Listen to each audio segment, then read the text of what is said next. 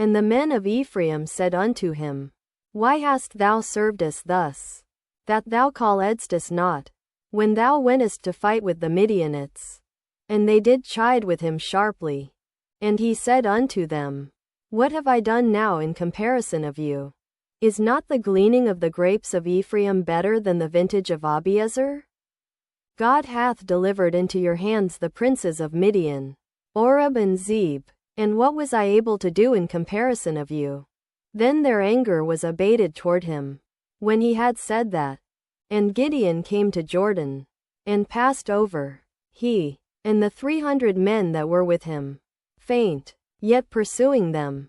And he said unto the men of Succoth, Give, I pray you, loaves of bread unto the people that follow me, for they be faint, and I am pursuing after Zebah and Zalmunna, kings of Midian. And the princes of Succoth said, Are the hands of Zebah and Zalmunna now in thine hand, that we should give bread unto thine army? And Gideon said, Therefore when the Lord hath delivered Zebah and Zalmunna into mine hand, then I will tear your flesh with the thorns of the wilderness and with briars.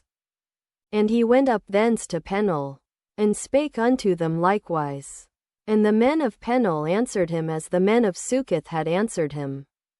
And he spake also unto the men of Peniel, saying, When I come again in peace, I will break down this tower. Now Zebah and Zalmunna were in Karkor, and their hosts with them, about 15,000 men, all that were left of all the hosts of the children of the east. For there fell 120,000 men that drew sword, men that, or, every one drawing a sword. And Gideon went up by the way of them that dwelt in tents on the east of Nobah and Jogbehah, and smote the host, for the host was secure. And when Zebah and Zalmunna fled, he pursued after them, and took the 2 kings of Midian, Zebah and Zalmunna, and discomfited all the host. And Gideon the son of Joash returned from battle before the sun was up, and caught a young man of the men of Succoth, and inquired of him. And he described unto him the princes of Succoth, and the elders thereof, even 70 men. And he came unto the men of Succoth, and said, Behold Zebah and Zalmunna, with whom ye did upbraid me, saying, Are the hands of Zebah and Zalmunna now in thine hand, that we should give bread unto thy men that are weary? And he took the elders of the city, and thorns of the wilderness and briars, and with them he taught the men of Succoth. And he beat down the tower of Peniel, and slew the men of the city. Then said he unto Zebah and Zalmunna, What manner of men were they whom ye slew at Tabor? And they answered, As thou art, so were they. Each one resembled the children of a king. And he said, They were my brethren, even the sons of my mother. As the Lord liveth, if ye had saved them alive, I would not slay you.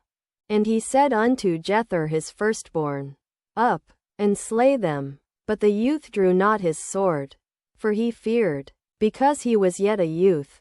Then Zebah and Zalmunna said, Rise thou, and fall upon us, for as the man is, so is his strength. And Gideon arose, and slew Zebah and Zalmunna, and took away the ornaments that were on their camels' necks, ornaments, or ornaments like the moon. Then the men of Israel said unto Gideon, Rule thou over us, both thou, and thy son, and thy son's son also, for thou hast delivered us from the hand of Midian.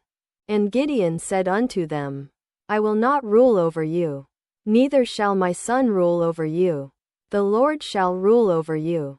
And Gideon said unto them, I would desire a request of you, that ye would give me every man the earrings of his prey. For they had golden earrings, because they were Ishmaelites. And they answered, We will willingly give them. And they spread a garment, and did cast therein every man the earrings of his prey. And the weight of the golden earrings that he requested was 1,700 shekels of gold, beside ornaments, and collars, and purple raiment that was on the kings of Midian, and beside the chains that were about their camels' necks, collars, or sweet jewels. And Gideon made an ephod thereof, and put it in his city, even in Ophrah. And all Israel went thither a-whoring after it, which thing became a snare unto Gideon, and to his house. Thus was Midian subdued before the children of Israel, so that they lifted up their heads no more. And the country was in quietness 40 years in the days of Gideon. And Jerubbaal the son of Joash went and dwelt in his own house. And Gideon had 70 sons of his body begotten, for he had many wives. And his concubine that was in Shechem, she also bare him a son, whose name he called Abimelech.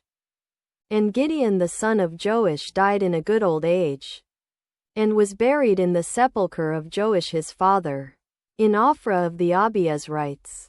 And it came to pass, as soon as Gideon was dead, that the children of Israel turned again, and went a-whoring after Balaam, and made Baalberith their god. And the children of Israel remembered not the Lord their God, who had delivered them out of the hands of all their enemies on every side.